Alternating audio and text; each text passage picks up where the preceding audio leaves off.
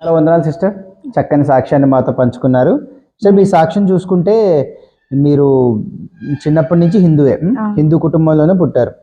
మీరు చాలా భక్తిగా పూజలు చేశారు. శుక్రవారం రోజు దుర్గమ్మ గుడికి వెళ్ళి అక్కడ పూజలు, సోమవారం రోజు శివుడి గుడికి వెళ్ళి అక్కడ ఈశ్వరుడి పూజలు, తర్వాత వినాయకుడి పూజలు, అట్ల తద్ది, కార్తీక మాసంలో ఉపవాసాలు, నోములు, నాగదేవతకి పుట్టలో పాలు పోసి ప్రదక్షిణాలు. సో అలాగే తిరుపతి, విజయవాడ కనకదుర్గమ్మలో, తలుపులమ్మ చాలా భక్తి శ్రద్ధలుగా నిష్టగా పూజలు చేశారు. సో మరి ఎప్పుడైతే మీరు యేసుప్రభుని నమ్ముకున్నారో, ఇంకా మీ కుటుంబంలో మారని వారు, స్నేహితుల్లో మారని వారు ఉంటారు కదా, సో వారు మిమ్మల్ని వ్యతిరేకించారా నువ్వు ఎందుకు యేసుప్రభుని నమ్ముకున్నావని? వ్యతిరేకించారండి. నేను కూడా చెప్పేవాళ్ళండి, మీరు ఒకసారి మందిరానికి రండి, దేవుడు వాక్యం తెలుసుకోండి, దేవుడు ప్రేమ తెలుసుకోండి, దేవుడు సృష్టిని ఎలా చేశాడు అన్ని తెలుస్తాయి, సృష్టికర్తను విడిచిపెట్టేసి సృష్టిని ప్రేమిస్తున్నారు మీరు అని నేను కూడా వాళ్ళతో వాదనకే వెళ్ళాను. సో వాళ్ళు వ్యతిరేకించడం, మీరు వాదించడం అలా జరిగింది. చాలా ఉన్నారు సిస్టర్. ఇప్పుడు క్రైస్తవ్యానికి వ్యతిరేకంగా మతోన్మాదం ఎక్కువైపోయింది. ఈ మతోన్మాదులు ఏమంటారంటే, ఈ క్రైస్తవులు డబ్బులు ఇచ్చి మతం మారుస్తున్నారు అంటున్నారు.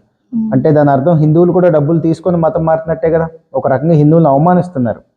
సో మీరు ఒకప్పుడు అంతే హిందూ కుటుంబమే కాబట్టి మీకు ఎవరైనా డబ్బులు ఇచ్చారా? మీరు డబ్బులు తీసుకుని యేసుప్రభుని నమ్ముకున్నారా? లేదండి, నా అంతటి నేనుగానే నాకు మ్యారేజ్ అయిన తర్వాత నా కుటుంబంతో కలిసి మందిరానికి వెళ్ళడం జరిగింది.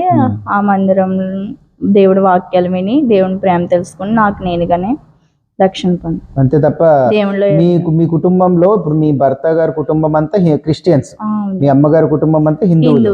సో మీరు హిందువు నుంచి వెళ్ళినప్పుడు మరి వారు మిమ్మల్ని బలవంతం చేశారా? లేదు నువ్వు క్రిస్టియన్ గా మారాల్సిందే అని బలవంతం చేసి? లేదండి, నాకు ఏం చెప్పేవారు కాదండి. పెళ్ళి అయితే చేసుకున్నారు కానీ నన్ను ఎప్పుడు ఏ విషయాల్లో కూడా బలవంతం పెట్టలేదండి. నాకు నేనుగానే వారితో పాటు నేను మందిరానికి రావడం, దేవుని తెలుసుకోవడం జరిగింది.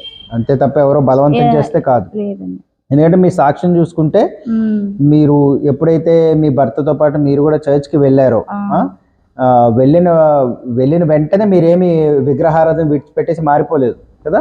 ఎందుకంటే మీ సాక్ష్యం చూస్తే మీ సంఘస్థులు చూపించిన ప్రేమను బట్టి, క్రీస్తు ప్రేమను బట్టి, అలాగే మీ సేవకులు చూపించిన క్రీస్తు ప్రేమను బట్టి, అలాగే మీ కుటుంబం మీ ఎడలో చూపించిన క్రీస్తు ప్రేమను బట్టి దేవుడి బిడ్డలు ఇలా ఉంటారా అని తెలుసుకుని, అలాగే దేవుని మందిరంలో దేవుని మాటలు విని మీరు మారారే తప్ప ఎవరో బలవంతం చేస్తే కాదండి.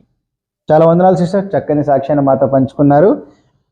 విన్నారు కదా సిస్టర్ దుర్గా భవానీ గారి అద్భుత సాక్ష్యాన్ని. మరి తన జీవితంలో తన హిందూ కుటుంబంలో పుట్టి విగ్రహారాధన ఎంత నిష్టగా చేస్తున్నా సరే, ఎప్పుడైతే